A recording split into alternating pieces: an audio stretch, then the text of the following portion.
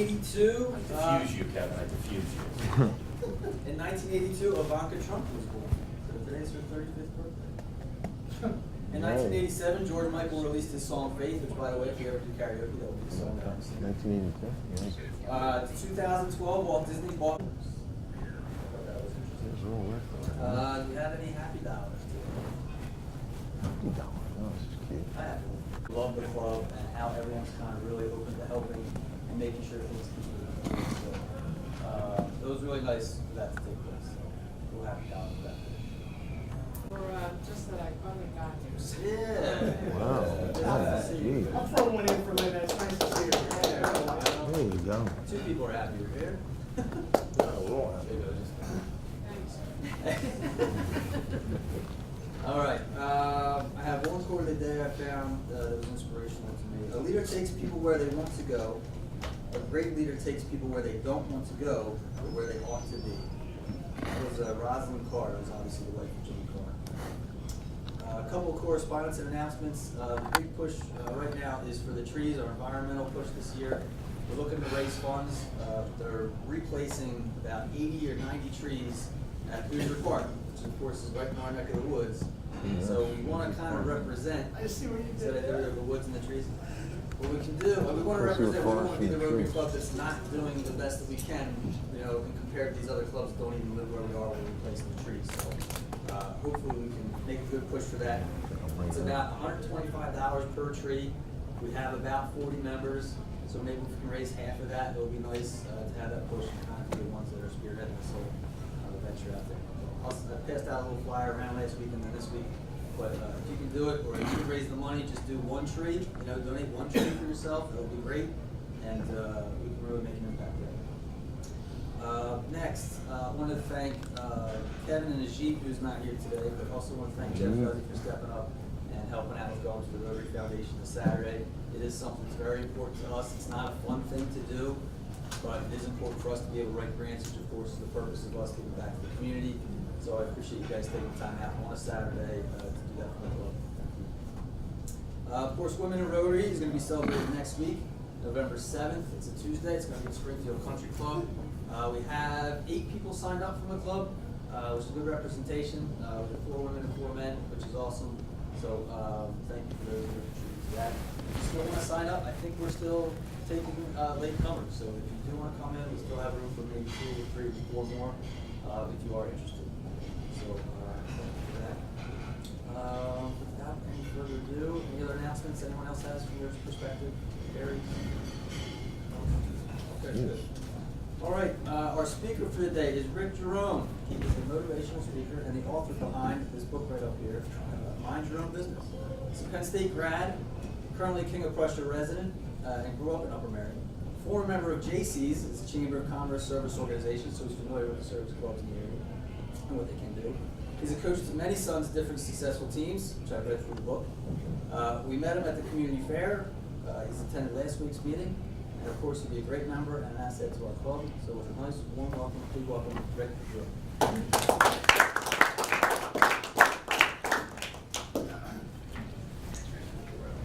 Thank you, sir. Appreciate that.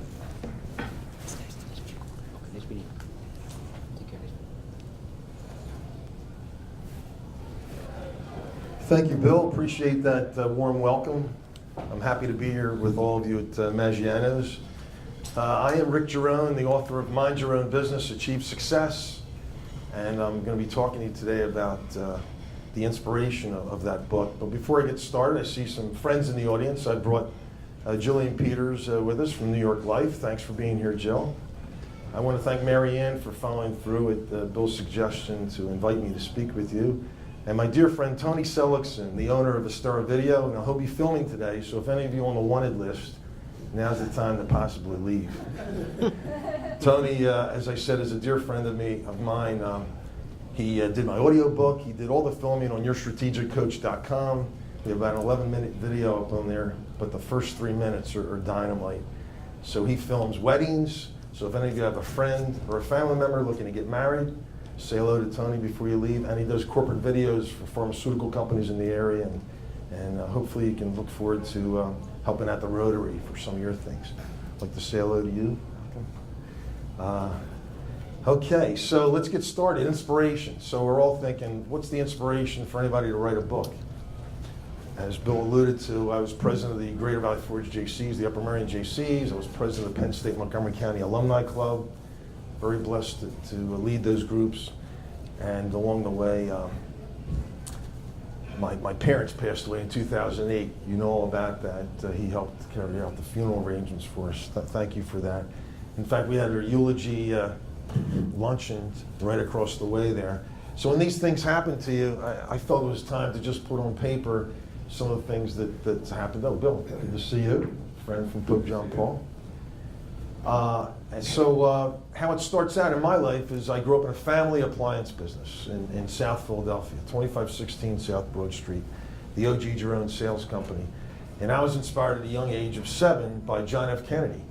And John F. Kennedy, as we may remember, said, hey, let's put a man on the moon in 1970. So July 20th, 1969, my family moves to 361 Anthony Road, right down the street here in King of Prussia. Now, does anyone know what happened on that date, July 20th, 1969? Right, Bill called it. That's the day we landed on the moon. So my father worked for GE Space and Missile. Anybody have friends that worked for General Electric Space and Missile? So my mom worked for the Air Force, part of that company in Building 100. My dad worked in Building number 9. So he turns to me, he said, Rick, I don't want to blow your mind, but I was part of putting the solar panels on the lunar excursion module, on the LEM, if you will, the Eagle. I said, geez, Dad, I'm going to write a book about that in 48 years. So that was the start of that. So inspiration again. So I wanted to do something in my life. I went to Upper Merion High School, graduated in the 70s, and then I went on to Penn State University. So I wanted to do more than 3 things, but I'll tell you about 3 of the things I accomplished at Penn State. And as I talk about these things, I want to talk to you about, a little about my autobiography, but more importantly, the last 3 chapters are about fun, sportsmanship, and respect, and how I instilled that in the kids I coached. And a lot of them got 5 to 7 scholarships later on. My son now is at Penn State as a sophomore. He was just home for the weekend. He's a kinesiology major. So let's go back now. So I wanted to go to a major university like Penn State. I was lucky enough to get there, got a scholarship to go there. And the first thing I wanted to accomplish is joining the Blue Band. There's a funny story in here about how that got accomplished and how I persevered to make that happen. And the interesting thing is in 1970, that's for me, I'm busy. In 1978, if you can, or actually 1974, our first girl entered the Blue Band. And we all inspired our leader, Dr. Dunlap, who had a drum and bugle corps up to that point. We said, are you kidding me? Let's change the question. It shouldn't be, if we allow girls in, but we should be recruiting girls into this organization because they're going to make us better in the long run. So that was phenomenal. So Sue Nolan was our first girl in the band. She was a drummer. And then after making the band, all we did was march. All we did was march at football games. So I thought that was ridiculous. We need to be doing more than just marching at football games. So my friends and I implored Dr. Deal to bring a band to the basketball games. And the first game we were blessed to bring it to was Delta State against Immaculata on March 30th, 1976. So we were hosting the women's championship game at Penn State. So there we are at halftime. It was a date that I'll remember because a girl by the name of Joanne comes over and asks the band to play God Bless America, which was the Immaculata's fight song back then. So Dr. Deal, being the diplomat he always was, I can't take sides. Dr. Deal, Immaculata's from Pennsylvania, Delta State's from Texas. What do you mean you can't take sides? So I jump out of the band. I tell Joanne, my friends and I all played for her. And many years later, I married that girl, and I'm happy to tell you she's my wife, after meeting her March 30th of 1976 at Penn State. So, funny story. And the third thing I wanted to do at Penn State was create a program. So I'm at Bookability in February of, 76. And I'm sleeping overnight in order to be #1 in line to interview with companies like IBM, Texas Instruments, Colgate-Palmolive, Procter & Gamble. And my buddy, now we all have a buddy like this in our life, hopefully, Denny Ciccarelli from Norristown, who was an accounting major, he turns to me. I wake up in a cold sweat and I said, Denny, I'm out of here. Where are you going? 4 more hours, you'll be able to be, whatever, number 200 in line, you'll get a shot at that 30-minute interview and hopefully get one of those great jobs. I said, this is no way to end our lives here at Penn State. This is crazy. We're sleeping in sleeping bags at the Buki Business Building in order to be number one like a rock concert. This is nuts. I got to create another program. So I ran out of the building and I formed the College of Business Administration Career Day. So again, inspiration. I could have stayed in line and just had one of those interviews, but I knew if I did that, it might not motivate me to put that program together. So I went to Dean Kelly. I had a business proposal together, and we did T-shirts. I showed the picture of the T-shirt in the book. Bake sales, cake sales, car washes. And on April 21st, 1977, we created the first College of Business Administration Career Day at Penn State. So the reason I'm telling you these stories is, it's more or less to talk about when your kids. How many of your kids are going to be going to college soon? 2 kids, George? Anybody else? All right, so George is our lone member. Of course, you have a daughter in Delaware, and another one? Graduated from LaSalle. Excellent, excellent. The best university. Okay, we love LaSalle. We're a big 5. As long as Villanova's out of it, LaSalle's my next team that I root for. But again, being inspired to do something, and as I coach these kids, I always talk about the fact that academic, athletic, volunteer, and spiritual, demonstrating acumen in those areas gets you those scholarships, gets you your dream school. So I instill this in the kids. I was blessed to, even coaching basketball, I was instilling that in them, and I was very lucky with Rob. He was one of his classmates that made that happen. So April 21st, 1977, Hetzel Union Building. We have balloons up all over the campus to get them to come to the event. And I invited E.F. Hutton's chairman of the board. And I'll never forget, he stood in front of all of us making a keynote speech, and he said, how many are here to flounder like ducks? Like, no, we don't want to flounder like a duck. Or soar like an eagle. Yeah, soar like an eagle, like the eagle that landed on the moon. So it was very inspiring, and I was happy to bring back 30 to 50 alumni who had a vested interest in hiring alumni of Penn State to go forward. So here's an event for Rotary. And as I said to Bill, I said, I'm going to try to frame what I've been blessed to do in my life and bring it back to the Rotary, because I want this to be interesting, to not just, okay, this guy had a great life in technology and basketball and yippee-ki-yay. No, the purpose I'm really here for is some of the projects that you can now create to bring more members in. So there's an idea, a career day at the Plaza. And I'm still involved with King of Prussia, so we can invite companies there, invite more than one school to the Plaza, and offer job opportunities, sponsored by the Rotary, another opportunity for us to recruit members. Another idea I had talked briefly about is getting back to what had in the 70s. We had the Kiwanis Club at Upper Merion. There's no Rotary Club at Upper Merion High School anymore. Do you think it could work there, George? There is. There is a Rotary Club there? Interact. Excellent. Oh, yeah, I'm sorry, it's called Interact. So maybe duplicating that effort in the other Pac-10 schools. Because are we just at Upper Merion? Because there's 12 Pac-10 schools. So that's an idea. To get into Norristown, to get into Pope John, get into Springford, Perkiomen Valley. Because start the kids out understanding what service to humanity is your best work of life, the JC credo, and how to make a difference, which is one of your credos. I think really get some understanding. There should be no free ride. We're so blessed to grow up in a democratic society that payback to community is important. So getting them thinking that way in high school, I think, be a great importance. All right, so now we took you to graduating Penn State, got into the Blue Band, created that Career Day project. Those were interesting things. Now on to NCR Corporation. So I was blessed to join that right after Penn State in 77.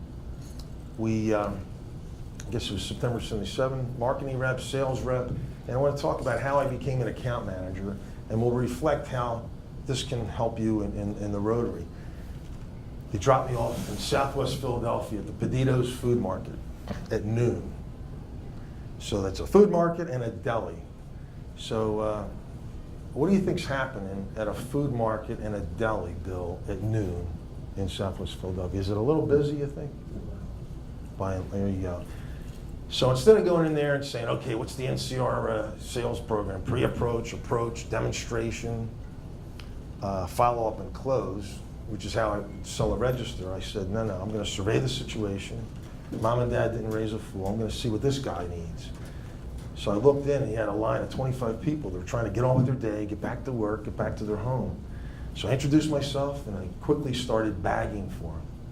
And it blew Mr. Pedito's mind. He's like, why is this guy bagging for me? Everybody else that came in here, in order to pass the test to become an account manager, quickly tried to say, hey, can I get a few minutes? And they always dropped the same person, they dropped the people off at noon in an effort to see how smart they really were. So I helped them bag for an hour. At the end of the hour, Mr. Pedito was exhausted. And he turned to me and he said, Rick, your name is? How did you know to help me before you helped yourself and your agenda? Why did you focus on my needs instead of focus on your needs as soon as you came in? I'm like, well, that's how I was raised. It didn't make any sense to talk about registers. I wanted to, I wanted to see if I could help you, and then eventually, then we could have a conversation when I helped you clear out the store. He said, well, because of that, I'm going to buy 3 registers from you today. I'm like, wow, that's fantastic. I go back, I go, hey, Mike, who was my manager, I didn't sell a register. Ah, really? What'd you try to do? Did you try to sell right at the back? No, I sold 3 registers. Oh, great. So again, it's talking, I like to say talking with people instead of at people. Sometimes as you walk through your daily life, you'll meet people out and about, and you might not necessarily be thinking, oh, can I recruit this person for the Rotary? So you can start the conversation by saying, hey, what part of life are you right now? Are you raising small kids? You're raising kids in high school, kids in college? Are you getting ready to retire? Focus on their needs and see what they've got rolling in their life, and then possibly move that to, but would you like to come to lunch here at Maggiano's where we meet and just check out our club and see how we could be of help to you? Great. And then that might turn into a conversation where we have a new member. So NCR wraps up. I'm blessed to move on to Texas Instruments. And then at the age of 25, I joined Zenith Data Systems as the Director of Marketing and Sales. So the interesting thing about that was we were trying to sell the Zenith Data System computer, this was February of '91, up against the IBM PC. And the IBM PC was just put on the market, they threw it out there, said, okay, you figure it out. We got VisiCalc out there, we got Lotus 123, which turned out to be Excel. You figure out what to do with this machine, and hopefully they'll sell a few machines. My idea was, I went after the dealer community, and I wrapped them up by finding the best doctors, lawyers, and dentists who were doing well with their professions. In other words, they were the #1 speakers at their organizations. And they also had Zenith Data Systems with industry-proven software. So after I found out what the best software was they were using for their Zenith Data System, I put it out there I invited all the dealers to City Line Avenue, filet mignon, cocktails. Back in the day, that's what they did. And there was a hush in the crowd, and had the lights turned down. They threw a spotlight out there.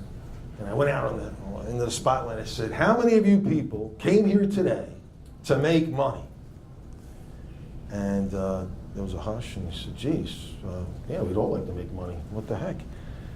Well, turn over your chairs because 10 of you have made money already. So the chairs went flying, and I had taped money underneath the chairs for it. And I was thinking of doing some of that today, but instead I'll have a surprise for you at the end because I didn't want to. My people might not be able to turn these chairs over. They're kind of heavy. I don't want you killing each other. But it's one of the things I've used in the past. It was a blast. So then 10 people came up to the front of the theater, and I said, ladies and gentlemen, it's my pleasure to introduce to you our 10 first Zenith Data System dealers right here. They were like, no, I just got some cash. I don't want to become a Zenith Data System dealer. Well, hey, you're roped in now. So 8 of them became dealers that night. So what's the motto of that? Look at your marketplace, find out what you're trying to accomplish. In my case, I went after dealers, about 100 dealers we got there. And then I told them I was going to direct mail to them.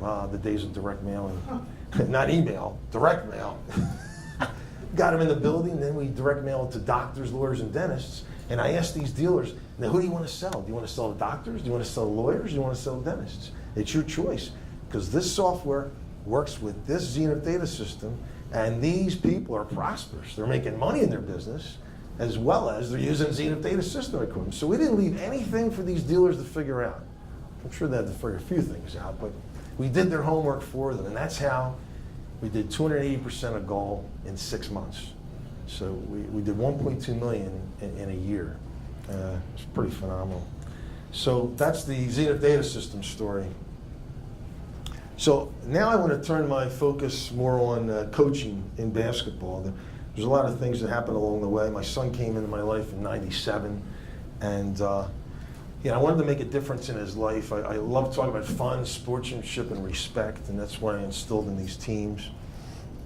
And I started rec basketball with him, got involved in that. Then we had travel basketball. Nice story about our travel coaches in my neighborhood who blessed Robbie's attitude. And I tried to instill in Robbie this attitude of defense wins games. You know, get down, slide, go for the ball, be your assist leader, be your defensive leader. Don't be the hot shot, taking all the shots, but feed the people on your court. Build character through defense. Be the glue of the team. Hot shots fade, and glue sticks forever. So I was blessed, because it was always Robbie and his teammates to me.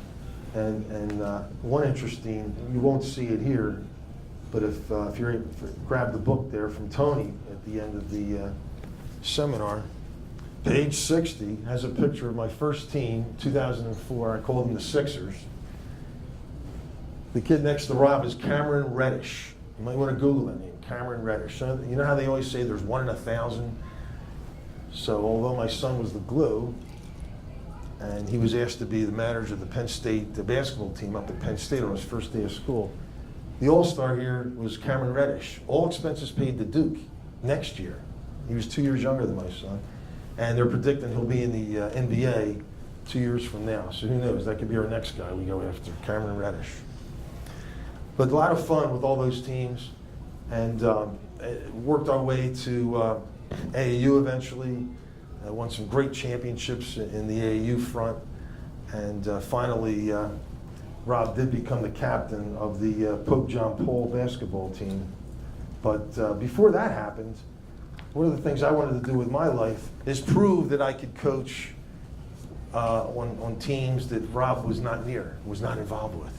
So I ended up putting my website, yourbasketballcoach.com, in contention for the U.S. Healthcare Award.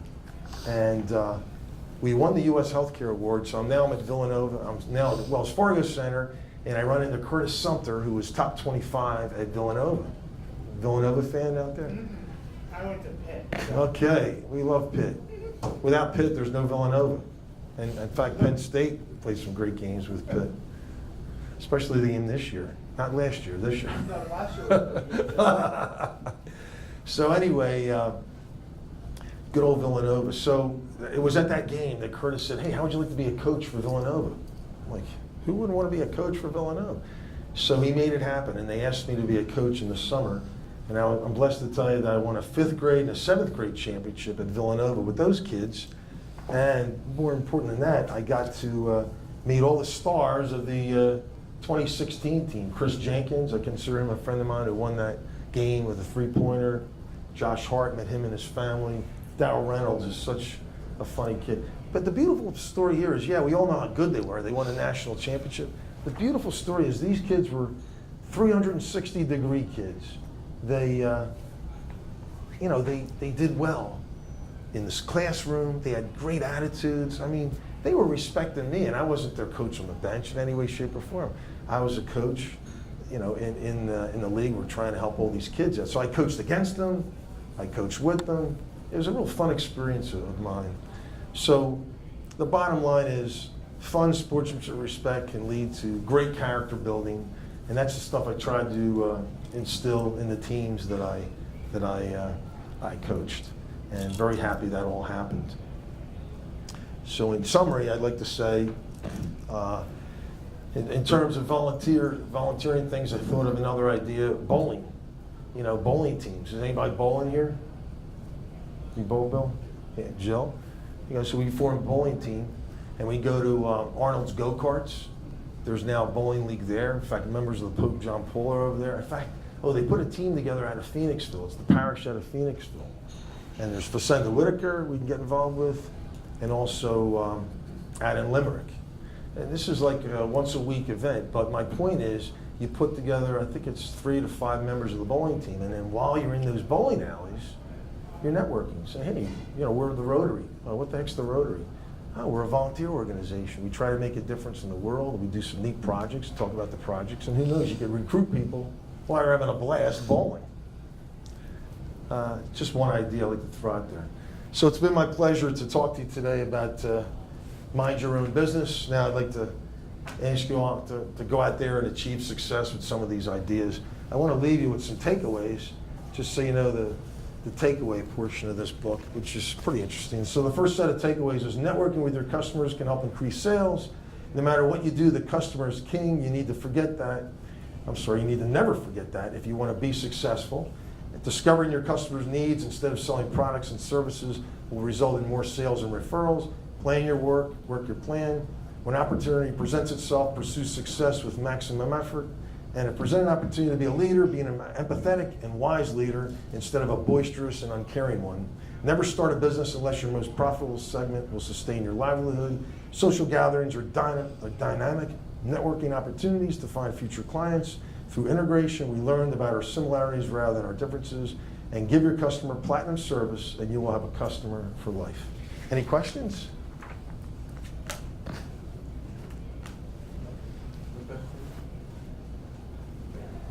Okay, thanks so much. I've got some Halloween candy for you too. Thank you. Thanks so much. Greg, thanks so much for coming. Sure. It's been nice getting to know you in the past few weeks. A couple good tips and advice. It's encouraging to hear the 2 of the 3 ideas you gave. It's entertaining, it's useful, and Happy Halloween. Hopefully tidbits either from this You got a candy organization during or like Halloween, right? we were discussing earlier, a lot of us have different balls in the air that, you know, it could contribute to those organizations as well. So, thank you all for coming today, and thank you, Rick, and Tom for coming today. Have a good week. Okay. Thank you. There you